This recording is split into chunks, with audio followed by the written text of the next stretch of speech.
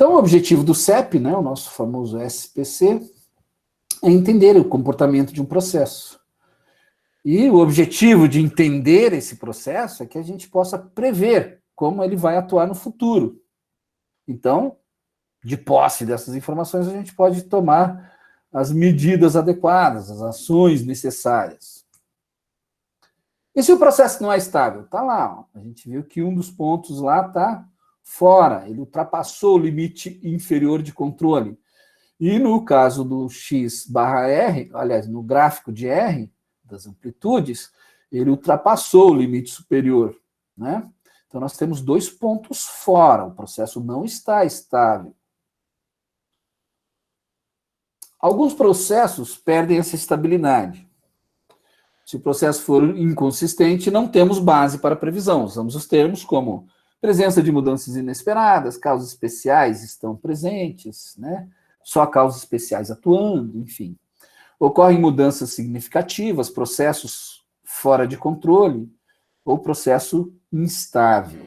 Os mais comuns são os 2 de baixo, né? Processo fora de controle e processo instável, é como a gente chama. E essa figurinha ao lado, vocês conseguem ver isso. Ó, ele está desviando a média daquela linha central, então ele está fugindo da média e está mudando a forma também, aumentando a dispersão, diminuindo a dispersão, ou seja, não existe controle nenhum. Eu tenho muitas causas especiais atuando para mostrar essa figura do jeito que está aí. Então, a análise de causa raiz para instabilidade, né? A investigação é encontrar a causa especial específica ou as causas especiais específicas que estão afetando o nosso processo. Tá? Analisar o comportamento, implementar ações apropriadas e verificar os resultados. A ação corretiva concentra-se em identificar e eliminar as causas especiais de variação, uma a uma, enquanto elas existirem. Registrar o que aprendeu sobre a causa raiz e o sistema causal, contribuir para uma biblioteca de lições aprendidas e usar as lições aprendidas para evitar problemas futuros. E se o processo for estável? Então está tudo certo, né? Não, a gente tem que melhorar. Olha, veja como está dispersa essa amostra, como ele vai muito próximo dos limites superior e muitas vezes ele não está concentrado no centro. Isso quer dizer que eu posso tentar trabalhar as causas comuns também? Posso. É aquilo que a gente falou, talvez tenha que investir nesse momento. Não basta melhorias comuns ou atenções ou procedimentos. Você precisa, normalmente, investir no processo. Então, se um processo se comporta consistentemente ao longo do tempo, dizemos que ele é previsível, ou seja, existe ausência de mudanças inesperadas, né? A variação é variação de causa comum só. O processo está sob controle estatístico, o processo é estável. Análise de causa raiz com estabilidade. Posso ter? Posso. Aí entra o paretão de novo. Ó. Encontre causas significativas de variação usando a regra 80-20. Pode ser um dos elementos, né?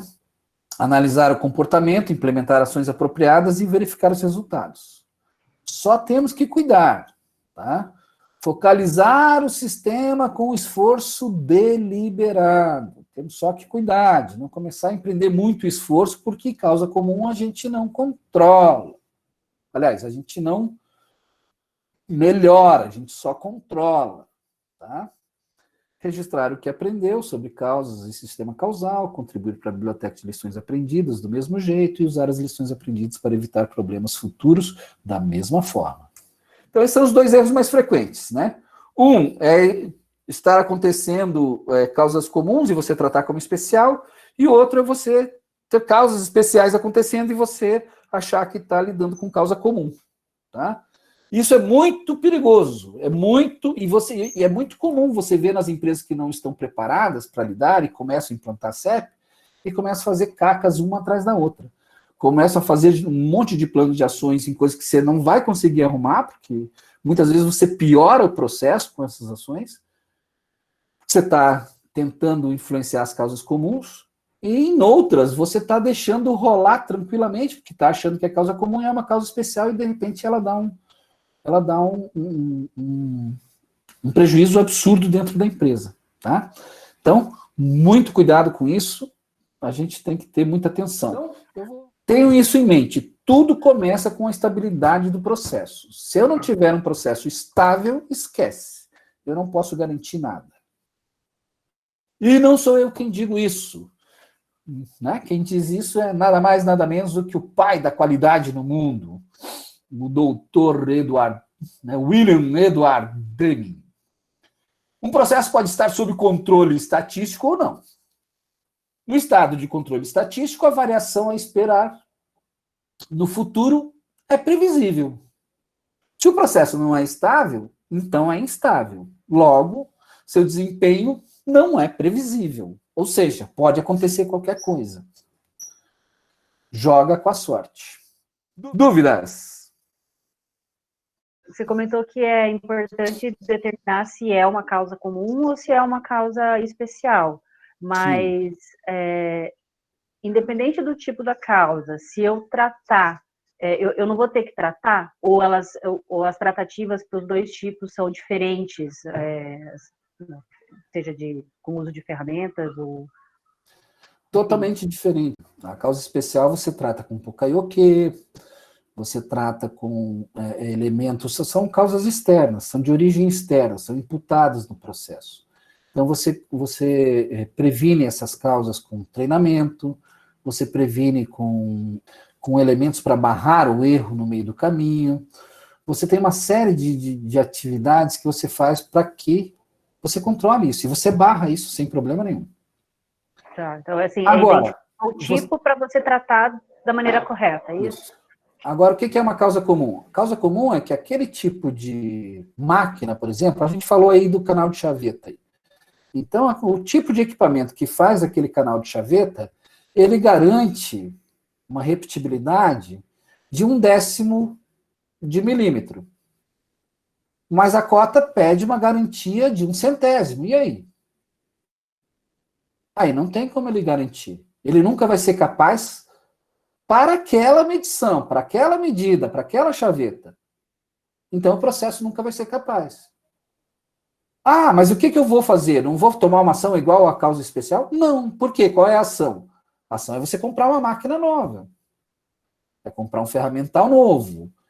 Aí não depende mais do operador, não depende mais do supervisor, aí depende do dono da empresa.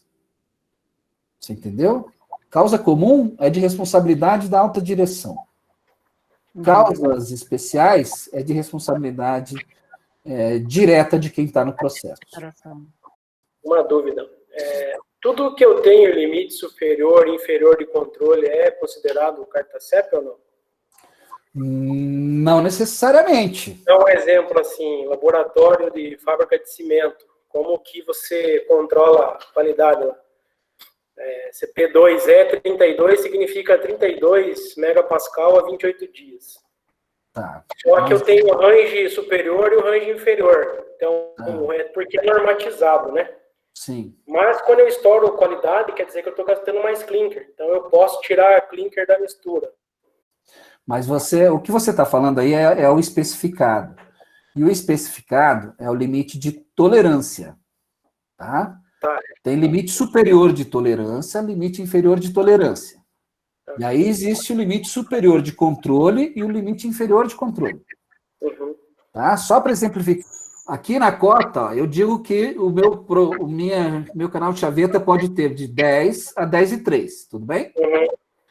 Então, quando eu comecei a fazer a carta, eu usei de 10 a 10,3, só que na hora que eu calculei, que eu fiz, calculei, olha lá, o meu limite de controle é 10,009 e 10,021. Está bem diferente de 0,30. 0,30 é o limite de tolerância, 10 a 10,030. Agora, 10,009 a 10,021 é o limite de controle. Aqui na indústria que eu trabalho atualmente, papel, você tem resistências de tração transversal e longitudinal que são as mínimas que o cliente aceita para rodar na máquina deles, né? Também é controle, não é carta CEP, então é limite superior e inferior. Se há uma especificação do cliente, que é o mínimo e o máximo aceitável por ele, é tolerância. Tolerância, tá? Tá? É o que a gente chama de LST e LIT. O limite superior de controle e inferior de controle, ele é calculado de acordo com o comportamento do teu processo. Ele não depende do produto, ele depende do teu processo. O de controle é do processo, o de tolerância é do produto.